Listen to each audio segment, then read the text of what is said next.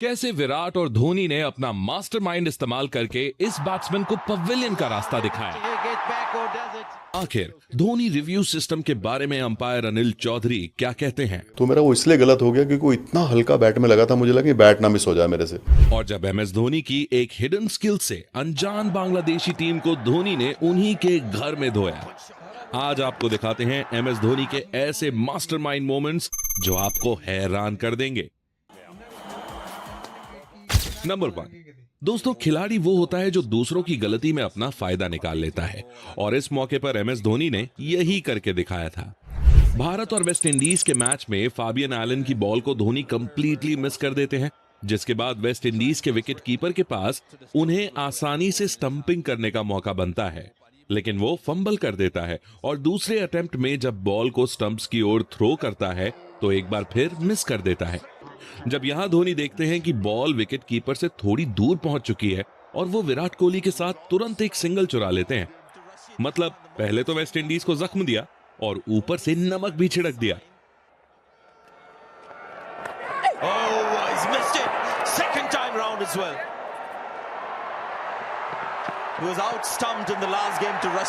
Number 2, पर यह पहली बार नहीं था जब धोनी और कोहली की जोड़ी ने मैदान पर ओपोनेंट को चकमा दिया हो।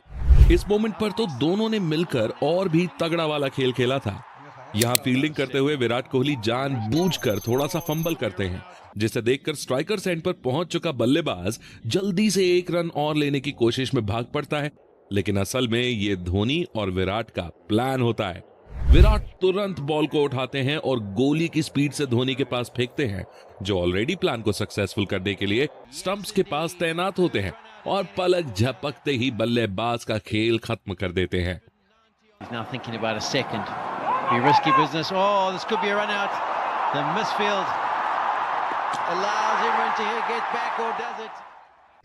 नंबर 3, पर जब कोई दूसरा विकेट कीपर धोनी का खेल खत्म करने के बारे में सोचता है तो माही भाई अपनी प्रो स्किल्स का प्रदर्शन कर देते हैं। कुछ ऐसा ही न्यूजीलैंड के खिलाफ इस मैच में हुआ, जब मिचेल सैंटनर धोनी को आगे बढ़ता देख चालाकी दिखाते हैं और एक वाइड बॉल डाल देते हैं। अब धोनी इसे मिस तो कर देते हैं, लेकिन वो पहले ही समझ चुके थे कि वो स्टंप आउट हो सकते हैं, इसलिए वो अपने पैरों को फुल स्ट्रेच कर लेते हैं, जिससे कि स्टंपिंग के दौरान उनका पैर क्रीज में आ जाता है। फील्ड अंपायर इसे थर्ड अंपायर के पास रेफर करते हैं, पर यह तो बस धोनी की अनबिलीवेबल स्किल्स और फिटनेस का एक रीप्ले बनकर रह जाता है, क्योंकि धोनी सेफली क्रीज में पहुंच चुके थे।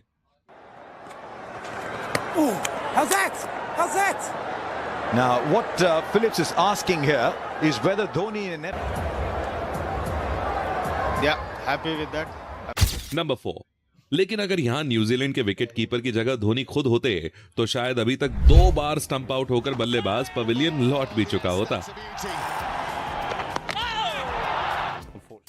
इसका जीता जागता सबूत हमें साल 2023 के आईपीएल फाइनल में देखने में मिला था, जब पहले बल्लेबाजी करते हुए गुजरात टाइटंस के शुभमन गिल का बल्ला आग बरसा रहा होता है। महीश तीक्षाना की बॉल पर तो वो against the spin step out करके बॉल को कवर पर उड़ा देते हैं। इस मोमेंट पर धोनी का दिमाग शुभमन गिल के खिलाफ एक सॉलिड प्लान बनाता है। वो रविंद्र जडेजा को बॉल देते हैं, जो कंपैरेटिवली फास्ट स्पीड से बॉल डालते हैं, और उन्हें स्पिन भी मिलता है। हुआ भी कुछ ऐसा ही। गिल हल्का सा स्टेप आउट करते हैं और जडेजा के पेस के कारण वो बॉल को मिस कर देते हैं, जिसके बाद धोनी अपनी हैरान कर देने वाली स्किल्स का प्रदर्शन करते हैं और पलक झपकने से भी तेज स्टंपिंग कर देते हैं, जिसके बाद गिल को पवेलियन लौटना पड़ता है।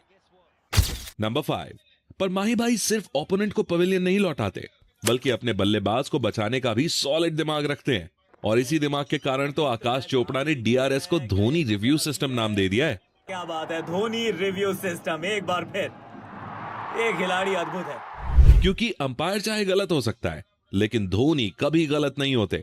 इसका एक एग्जाम्पल हमें भारत और इंग्लैंड के मैच में देखने को मिला, जब इंग्लिश बॉलर की एक वाइड यॉर्कर पर युवराज सिंह का बैट लग जाता है और बॉल विकेट कीपर के हाथ में जाती है, जिसको अंपायर अनिल चौधरी आउट दे देते हैं।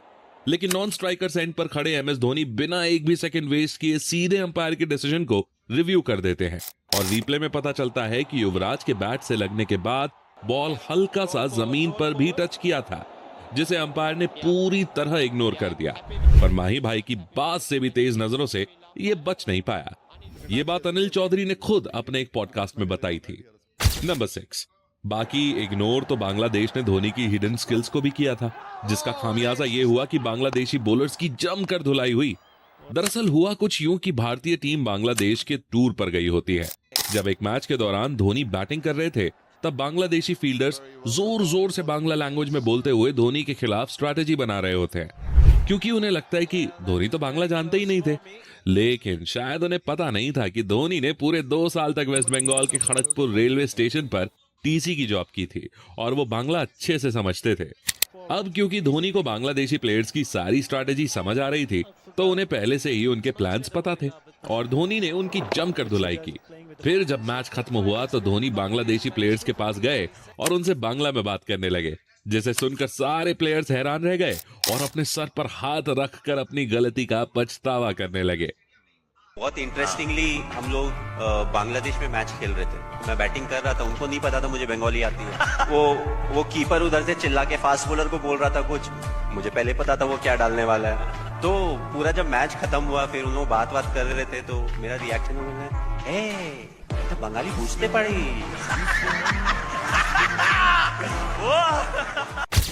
नंबर 7, पर असल पछतावा तो उन्हें होता है जो धोनी की बात नहीं मानते, क्योंकि धोनी वो खिलाड़ी है जो विकेट के पीछे से खेल बदल देते हैं। भारत और न्यूजीलैंड का मैच चल रहा था और बॉल थी कुलदीप यादव के हाथ में। कुलदीप को विकेट की तलाश थी और ऐसे में एक आवाज विकेट के पीछे से आती है। स्टंप माइक में आप सुन सकते हैं कि धोनी क्या बोल रहे हैं। रोकेगा, ये आंख बंद करके रोकेगा, इधर से डाल सकता है, इधर से अंदर नहीं आएगा। कुलदीप ठीक वैसी ही बॉल डालते हैं जैसा धोनी ने उन्हें बताया था और होता भी वही है जो सारे इंडियन फैंस चाहते थे। बॉल ट्रेंट बोल्ट के बैट का एज लेते हुए स्लिप के हाथ में जाती है और न्यूजीलैंड का बल्लेबाज पवेलियन की ओर लौट जाता है और कुलदीप भी धोनी के दिमाग को देखकर हैरान हो जाते हैं। अब ऐसे ही तो कुलदीप अपनी सक्सेस का क्रेडिट धोनी को नहीं देते ना, कुछ तो था उस खिलाड़ी में जो विकेट के पीछे से खेल का रुख पलट देता था। नंबर 8, और अब देखो एक और मौका जब धोनी ने विकेट के पीछे से खेल बदला।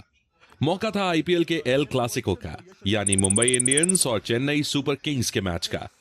नेथन एलिस की एक बॉल मिचेल सैंटनर के पैड से टकराती है, जिसे अंपायर नॉट आउट दे देता है, क्योंकि ऐसा लग रहा था मानो बॉल आउटसाइड लेग पिच हुई है और यहां हाइट का भी इशू हो सकता था। बॉलर से लेकर कैप्टन ऋतुराज गायकवाड़ तक कोई भी डीआरएस को लेकर श्योर नहीं लग रहा होता, लेकिन तभी धोनी विकेट के पीछे से डीआरएस लेने का इशारा करते हैं और कैप्टन ऋतुराज गायकवाड़ बिना समय गवाए डीआरएस ले लेते हैं, जिसमें बल्लेबाज साफ आउट होता है।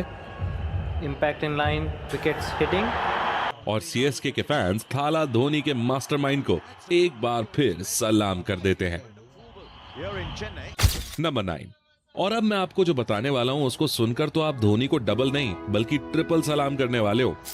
दोस्तों, 2007 का T20 वर्ल्ड कप फाइनल तो आपको याद ही होगा, जब भारत के 158 रन के टारगेट का पीछा करते हुए पाकिस्तान ने अपने 2 विकेट जल्दी खो दिए थे और दोनों विकेट आरपी सिंह ने लिए थे। हाल ही में एक इंटरव्यू में आरपी सिंह ने खुलासा किया है कि उन दोनों क्विक डिसमिसल्स के पीछे धोनी का दिमाग था।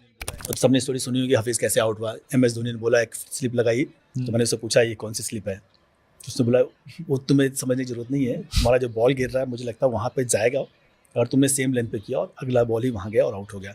कामरान भी पुल मारने जाएगा ही जाएगा, तो अपनी लेंथ पे स्ट्रिक्टली बॉल करते रहो, एक ना एक बॉल बीट होगा ही जरूरी है। वो कामरान भी बीट हुआ, होल्ड हुआ।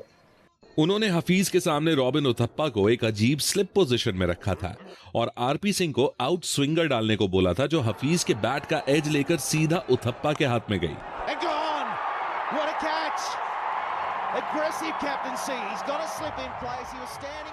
और फिर उन्होंने आरपी सिंह से कामरान अकमल को उसी लेंथ से इन स्विंगर डालने को बोला, जिस पर कामरान बोल्ड हो गए। अगर उस दिन धोनी अपना मास्टरमाइंड ना चलाते तो शायद भारत पहला T20 वर्ल्ड कप का चैंपियन ना होता।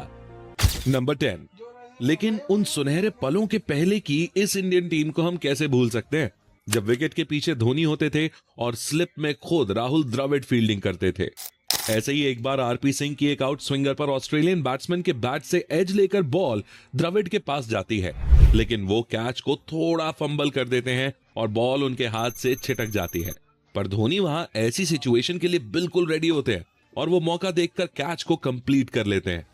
दोस्तों, ये तो बस धोनी के हाई आईक्यू मोमेंट्स का एक हिस्सा था। ऐसे और भी दिमाग घुमा देने वाले मोमेंट्स देखना चाहते हो जहां धोनी के ऐसे माइंड गेम्स देखने को मिले कि ओपोनेंट्स को समझ ही नहीं आया कि हुआ क्या, तो इस वीडियो पर क्लिक करो और देखो धोनी के माइंड ब्लोइंग मोमेंट्स।